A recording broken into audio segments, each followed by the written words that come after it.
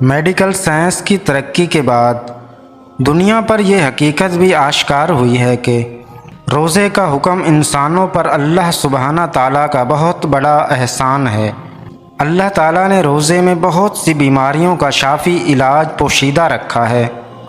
جدید ریسرچ کے مطابق کم سے کم 1 مہینہ مسلسل روزے رکھنے سے حیرت انگیز طور پر بے پناہ طبی فوائد حاصل ہوتے ہیں، جیسا کہ روزہ معدے کو تقویت پہنچاتا ہے اور نظام انضمام کی کارکردگی بہتر کرتا ہے۔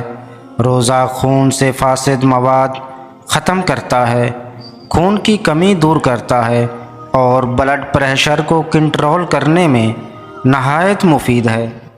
روزے کی حالت میں خون کے دباؤ میں معمولی کمی دل کے لیے نہایت فرحت بخش ہے۔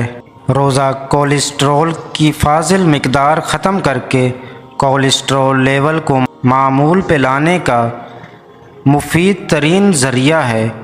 روزہ آنتوں کی کمزوری اور ان میں انفیکشن ختم کرنے میں بہترین مددگار ہے۔ روزہ پھوڑے پھنسیوں اور جلد کی بیماریوں کا بہترین ٹینک ہے۔ روزہ اعصابی نظام کو درست کرتا ہے اور ہر قسم کی ذہنی جسمانی تناؤ اور الجھن کو مٹاتا ہے۔ روزے کے ذریعے شہوانی طاقت اور شہوانی جذبات حد اعتدال میں رہتے ہیں۔ روزہ رکھنے سے دماغ، ذہنی استعداد، صلاحیت میں غیر معمولی اضافہ ہوتا ہے۔